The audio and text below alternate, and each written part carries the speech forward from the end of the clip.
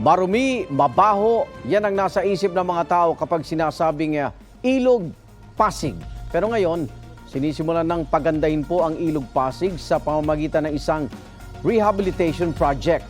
Ang problema, marami tayong kababayan ang mawawalan po ng tahanan. Paano ba magpapatuloy ang proyekto nang hindi mapag-iiwanan ang mga nakatira sa tabing ilog? Darito ang UB Special Report ni Darling Kai. Araw-araw ganito ang eksena sa showcase area ng Pasig River Esplanade sa Maynila simula nang binuksan ito sa publiko 3 linggo na ang nakalilipas. Mula umaga, May pasyalan na dito na kuan. Ano ba ito? Venice, Italy? hanggang gabi, Maliwanag po yung paligid po. Sobrang nice, beautiful po. bukod sa nagagandahang ilaw, mayroon ditong water fountain at magandang walkway kung saan tanaw na tanaw ang Jones Bridge, Manila Skyline at ang kahabaan ng Ilog Pasig.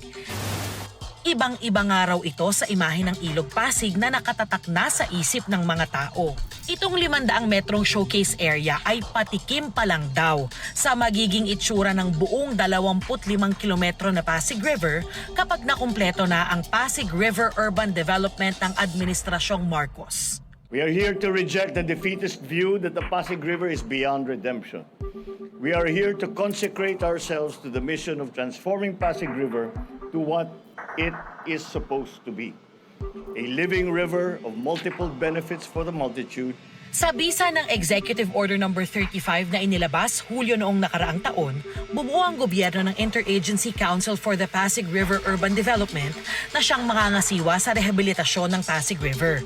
Pinangungunahan yan ng DSUD o Department of Human Settlements and Urban Development. Hindi lang to kasi beautification eh. So, tinignan po namin ito na para isang functional na promenade. Not only pasyalan. Ito po ay isang pwede mong gamitin itong transportation, saka bike lane. Meron din itong pedestrian from Manila Bay to Laguna de Bay. Kumuha rin ng consultants gaya ng kilalang urban planner at landscape architect na si Paulo Alcazaren na siyang nagdisenyo sa Iloilo Esplanade. Gamit ang mga aral ng nakaraan pati na ang best practices sa ibang bahagi ng mundo, puspusa ng pagpaplano para maisakatuparan ang rehabilitasyon ng Ilog Pasig.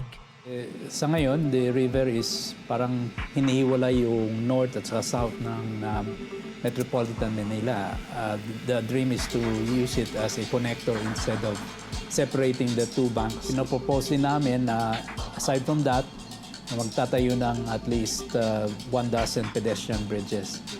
Napakaganda nitong Pasig River Esplanade, no? Alam nyo, plano daw ng gobyerno na gawing ganito kaganda yung buong stretch ng Pasig River, kung saan pwedeng mamasyal, mag-ehersisyo yung mga residente. Pero ang tanong, paano naman yung libu-libong mga residente at establishmentong maapektuhan nito? Sa ilalim ng batas, kailangan ng 3 metrong easement sa paligid ng ilog para sa public use. Sa tansya ng DSUD, mahigit 10,000 informal settlers ang tatamaan itong proyekto. Kabilang sa kanila ang pamilya De Lima. Dito sa tabi mismo ng Ilog Pasig sa San Nicolas, Maynila, nakatira si Christopher at ang kanyang 6 na anak. Sa katabing toda nagtatrabaho bilang e-trike driver si Christopher.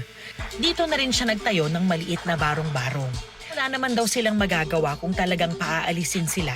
Kung sakali, kailangan niyang mahiwalay sa mga anak na ihahabilin muna sa ibang kaanak sa Bulacan. Nandun talaga pangangamba kasi mababalik na po rin ako sa dati. Pag sinabing paalis, alis talaga eh. Yun na lang sa akin, kumbaga sa kung may tulong man sa akin na kahit financial na lang, yun lang. Para sa mga anak ko.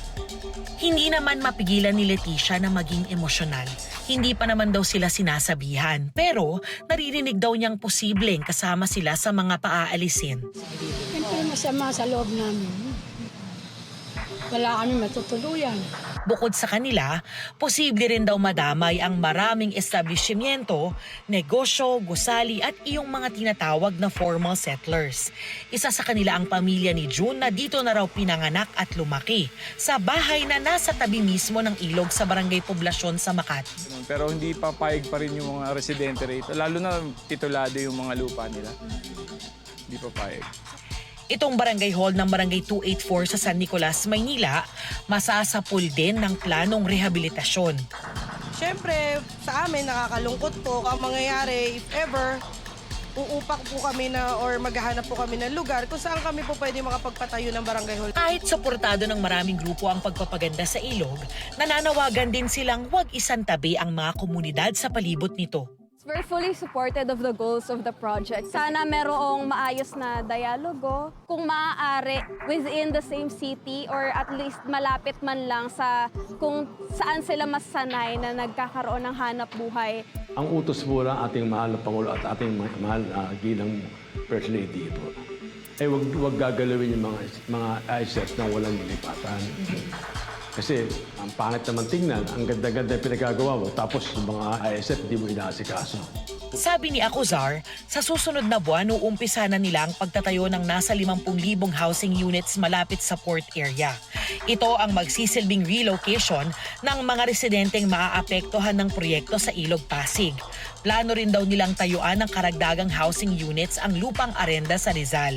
Pagdating naman sa formal settlers o iyong may mga hawak na titulo at itinayong mga establishmento, Basta simple lang ang usapan dyan. Pag sa gobyerno yung lupa, bigay sa gobyerno. Ngayon, sa akin naman habang may usapan para doon sa encroachment, pag-usapan natin. Hindi naman tayo giba-giba agad eh. ang lahat daw ng pondong gagastusin dito manggagaling sa donasyon ng pribadong sektor. Sa ngayon, nagpapatuloy ang construction ng unang segment ng Pasig River Esplanade na kadugtong ng kasalukuyang showcase area. Ambitious but doable. The simplest goal is to make the Pasig bikeable and walkable. Importante ang papel na ginampanan ng Ilog Pasig sa kasaysayan ng Pilipinas. Dito dumaloy ang kaunlaran at mayamang kulturang ramdam natin hanggang ngayon. Sana sa pagpapaganda at pagsasaayos na kasalukuyang ginagawa, umagos ang kaginhawaan na matatamasa ng lahat. Ito ang unang balita. Darlene Kai para sa GMA Integrated News. Igan, mauna ka sa mga balita. Mag-subscribe sa GMA Integrated News sa YouTube. Sa mga kapuso abroad, subaybayan nyo kami sa GMA Pinoy TV at sa www.gmanews.tv.